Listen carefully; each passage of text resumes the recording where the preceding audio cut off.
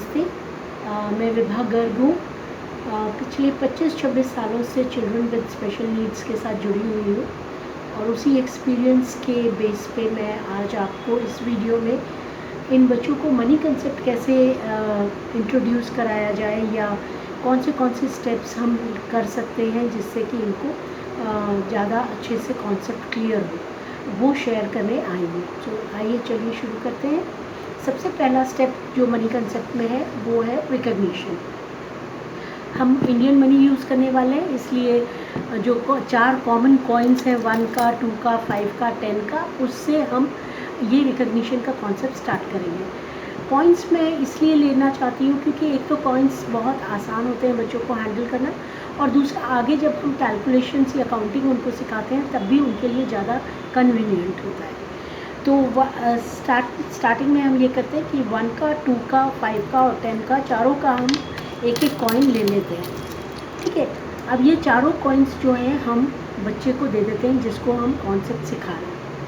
ये देने बच्चों को ये कॉन्सेप्ट देने का एक मेन रीज़न ये होता है कि जब भी आप बच्चे को कोई भी चीज़ देते हैं तो उनका अपना तरीका होता है उसको डील करने का, उसको फील करने का, उसको उससे खेलने का या उसको समझने का या उसको ऑब्ज़र्व करने का। तो वो जो तरीका उनका अपना होता है वो इतना ओरिजिनल और इतना अलग होता है कि कई बार वो फर्दर डेवलपमेंट ऑफ कॉन्सेप्ट में आपको बहुत हेल्प करता है।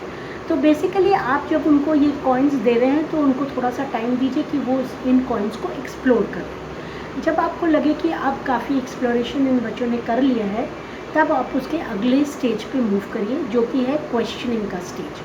क्वेश्चनिंग, सिंपल क्वेश्चंस मनी या कॉइन से रिलेटेड ही आपको पूछने हैं, जैसे ये क्या है, ये किस कलर के हैं, या क्या शेप है, या साइज़ेस पे आप इनके क्वेश्चन पूछ सकते हैं। ये इन कॉइन्स की एप्लीकेबिलिटी पे पूछ सकते हैं। ये भी पूछ सकते हैं तुमने कभी ये कॉइन्स देखे हैं, किसके पास होते हैं। इस तरह के जनरल सिंपल क्वेश्चंस आप बच्चे को पूछिए। इससे क्या होता है कि बच्चे को एक तो कॉइन से थोड़ा फेमिलियराइजेशन बढ़ जाता है, और दूसरा जब वो अपने आप कोई चीज़ को एक्सप्लोर कर रहा है तो कई एक जो एरियाज़ हैं वो उसको मिस कर देता है, अटेंशन नहीं देता है। जैसे साइज़ है, हो सकता है बच्चा बहुत सारे इसके कलर और इसके टेक्सचर में इतना गुम हो गया कि उसने साइज़ देखा ही नहीं। जब आपने क्वेश्चन किया कि सबसे बड़ा कॉइन कौन सा है, सबसे बड़े साइज़ का कॉइन कौन सा है, तो हो सकता है वो उसको उतना ध्यान ही ना आए क्योंकि उसने ध्यान नहीं दिया। लेकिन जब आप क्वेश्चन पूछेंगे तो वो ज़रूर देखेगा कि हाँ, ये चारों कॉइन्स जो हैं डिफरेंट शेप्स के, तो उस तरह से उसका ध्यान आ जाता है उन चीज़ों पे। तो क्वेश्चनिंग बेसिकली हमें ये हेल्प करता है कि हम बच्चों के वो सारे एस्पेक्ट्स भी कवर कर लें जो किसी वजह से उन्होंने मिस कर दिए। अब जब एक बार ये क्वेश्चनिंग का सेशन ख़त्म हो जाता है और आपको लगता है बच्चा अच्छा खासा कॉइन से फेमिलियर हो गया है, तो अब आप इंडिविजुअली एक एक कॉइन को बच्चे को इंट्रोड्यूस करिए। जैसे ये 1 का कॉइन है, इसमें आप दिखाइए कि 1 लिखा हुआ है और इस वजह से ये 1 का कॉइन है। वैसे ही आप 2 का कॉइन लीजिए और आप उनको दिखाइए कि देखो यहाँ 2 लिखा हुआ है, 2 का कॉइन है। ऐसे ही 5 का दिखाइए, 10 का दिखाइए, और फिर चारों कॉइन एक साथ दिखा के बोलिए देखो हर कॉइन पे नंबर लिखा हुआ है। जब भी आपको यूज़ करना होता है आपको इन कॉइन्स के नंबर के अकॉर्डिंगली उनको यूज़ करना होता है, उसका वैल्यू उसी में लिखी हुई है। तो इस तरह से आप बच्चों को एक जनरल सा आइडिया कॉइन्स के बारे में देते हैं। अब ये जनरल आइडिया को आपको इनको मास्टरी करवानी है तो उसके ऊपर आप प्रैक्टिस देंगे। तो रीडिंग की प्रैक्टिस देंगे। आप क्या कर सकते हैं रीडिंग की प्रैक्टिस में, एक एक्सरसाइज ये है कि आप बहुत सारे कॉइन्स लीजिए और रैंडमली एक एक कॉइन बच्चे को देते जाइए और उसको बोलिए रीड करो। जब वो हो जाए तो दूसरा आप एक्सरसाइज कर सकते हैं कि सारे कॉइन्स बच्चे को दे दीजिए और बच्चे को बोलिए अब तुम मुझे 2 का कॉइन दो, 5 का कॉइन दो, 10 का दो। तो इस तरह से आप कर सकते हैं।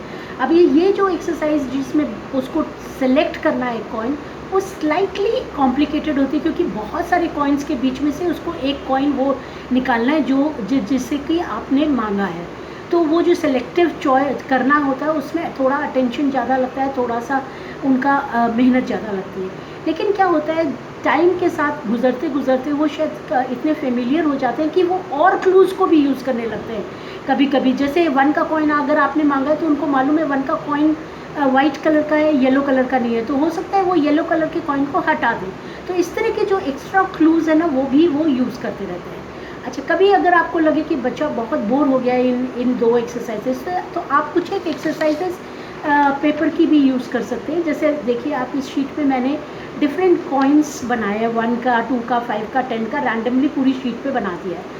अब रीडिंग को प्रैक्टिस करने के लिए आप पहला एक एक्सरसाइज ले सकते हैं, join the coins of same value. सारे 1 जो हैं तुम सारे जॉइन कर दो, या 2 सारे जॉइन कर दो। तो जॉइनिंग करने के समय बच्चा रीड करेगा और प्रैक्टिस उसकी बढ़ेगी। वैसे ही कलरिंग, आपकी इंडिविजुअल जो वैल्यू है उसके कलर निर्धारित कर दीजिए कि वाई 1 जो है वो रेड से करो, 2 जो है ग्रीन से करो, 10 जो है येलो से करो, इस तरह से। तो वो जब भी कलर करेगा वो उस कॉइन को पढ़ेगा। ठीक है। तीसरा ये है कि आप कॉइन्स और शीट एक साथ दीजिए और बच्चे को बोलिए जो यहाँ पे वैल्यू लिखी है वही वैल्यू का कॉइन निकाल के इसके ऊपर रखना है। तो यहाँ ये 2 बार पढ़ेगा, एक बार कॉइन पढ़ेगा, एक बार ये पढ़ेगा, और तब जाके मैच करेगा। अगर ये सब से भी बोर हो गया तो चौथी एक्सरसाइज ये है कि आप बहुत सारे कॉइन्स इकट्ठे कर लीजिए और बच्चे को बोलिए ग्रुप बनाओ। 1 का एक ग्रुप बनाओ, 2 का एक ग्रुप बनाओ, 5 का, 10 का। तो बेसिकली प्रैक्टिस के लिए आप कोई भी स्ट्रैटेजी यूज़ कर सकते हैं। ये आप अपनी भी क्रिएट कर सकते हैं, लेकिन आप तब तक इस प्रैक्टिस को जारी रखिए जब तक 100% ऑफ द टाइम वो करेक्ट रिस्पॉन्स दे और विदाउट एनी हेल्प इंडिपेंडेंटली वो रिस्पॉन्स अपना करेक्ट दे। ठीक है। एक बार जब 100% अचीव हो जाता है उसके बाद आप सेकंड वाले स्टेप पे मनी कंसेप्ट के शिफ्ट करिए, उसके पहले नहीं। तो सेकंड मनी कंसेप्ट का जो स्टेप वो है काउंटिंग। जो ये काउंटिंग वाला जो कॉन्सेप्ट है वो मैं अगले वीडियो में कवर करूँगी। तो इसलिए तब तक के लिए प्लीज़ नमस्ते।